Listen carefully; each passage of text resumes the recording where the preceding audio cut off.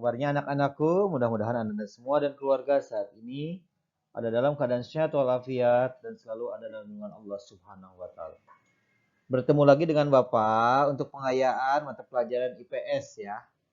Kita akan membahas tentang kegiatan ekonomi. Oke, kita lanjut tentang kegiatan ekonomi. Kegiatan ekonomi adalah suatu aktivitas atau kegiatan usaha yang dilakukan manusia untuk memenuhi kebutuhan hidupnya. Kegiatan ekonomi dapat dilakukan dengan cara memanfaatkan sumber alam yang ada. Ya, itu kegiatan ekonomi. Di bawah ini merupakan kegiatan ekonomi. Yang pertama, produksi. Produksi adalah kegiatan mengolah bahan mentah menjadi bahan setengah jadi atau barang jadi. Orang yang melakukan kegiatan produksi disebut produsen.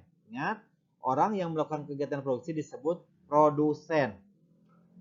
Oke, bahan mentah. Apa yang disebut bahan mentah? Bahan mentah adalah bahan yang berasal dari alam. Ya. Dan harus diolah dahulu untuk memenuhi kebutuhan. Itu bahan mentah. Contohnya apa? Kapas, beras, dan kayu gelondongan. Itu bahan mentah.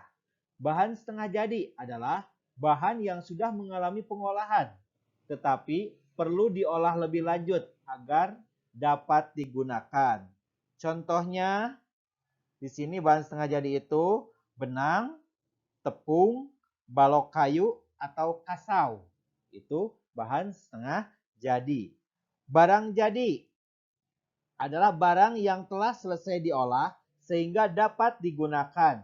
Contohnya nasi, pakaian, meja kayu, kue basah, dan lain-lain.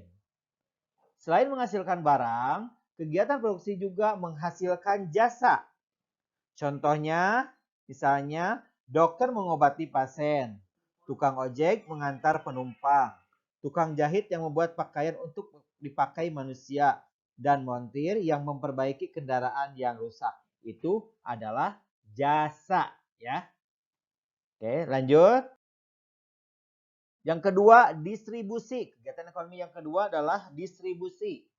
Distribusi adalah kegiatan menyalurkan barang atau jasa dari tempat produksi atau produsen kepada orang yang memerlukan atau yang akan menggunakan barang atau jasa, disebut konsumen. Itu adalah distribusi. Orang yang melakukan distribusi disebut distributor. Ingat, orang yang bukan produksi disebut distributor. Secara umum, distributor dapat dikelompokkan sebagai berikut. Yang pertama, agen. Agen adalah pedagang menyalurkan langsung dari produsen. Contohnya misalnya agen beras. Ya.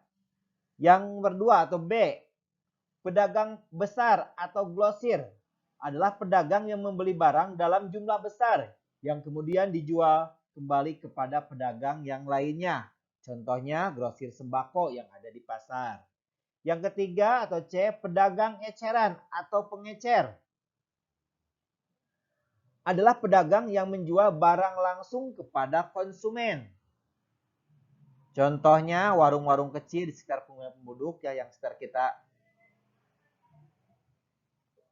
Sekarang lanjut, contoh distributor adalah koperasi dan pengecer, itu adalah contoh distributor. Ini yang ketiga tentang konsumsi. Ya, jadi kegiatan ekonomi yang ketiga adalah konsumsi.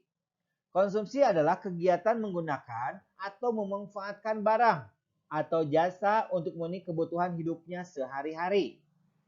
Orang yang melakukan kegiatan konsumsi disebut konsumen. Ingat, orang yang melakukan konsumsi disebut konsumen. Nah, sikap yang harus dilakukan ketika melakukan kegiatan konsumsi adalah A, atau yang pertama, bersikap hemat. Artinya, sebelum melakukan kegiatan konsumsi, sebaiknya mempertimbangkan terlebih dahulu kebutuhan yang penting dan mendesak. Yang kedua, hindari sikap boros. Artinya, jangan melakukan kegiatan konsumsi yang berlebihan tanpa memperdulikan manfaat barang yang akan dikonsumsi. Itu contoh kegiatan-kegiatan ekonomi. Pertama kita ulangi, ada produksi, ada distribusi, ada juga konsumsi. Pengaruh kegiatan ekonomi terhadap kesejahteraan masyarakat. Ya, terakhir, pengaruh kegiatan ekonomi terhadap kesejahteraan masyarakat. Kegiatan ekonomi akan berpengaruh terhadap kesejahteraan masyarakat karena rangkaian kegiatan ekonomi bertujuan untuk memenuhi kebutuhan hidup masyarakat. Jadi, tujuan kegiatan ekonomi adalah untuk memenuhi kebutuhan hidup masyarakat. Nah, sekarang pengaruh kegiatan ekonomi terhadap kesejahteraan masyarakat antara lain A atau pertama meningkatkan pendapatan masyarakat. Yang kedua, membuka peluang lapangan pekerjaan yang baru bagi masyarakat. Yang ketiga, munculnya usaha jasa pengiriman yang memudahkan masyarakat untuk memenuhi kebutuhan hidupnya. Itu pokok bahasan kita tentang kegiatan ekonomi. Selanjutnya, Ananda nanti kerjakan latihan yang di Google Form ya tentang materi kegiatan ekonomi. Demikian mungkin dari Bapak. Untuk materi tentang kegiatan ekonomi, mudah-mudahan ada manfaatnya. Bapak tutup dengan Assalamualaikum warahmatullahi wabarakatuh. Sehat-sehat selalu ya.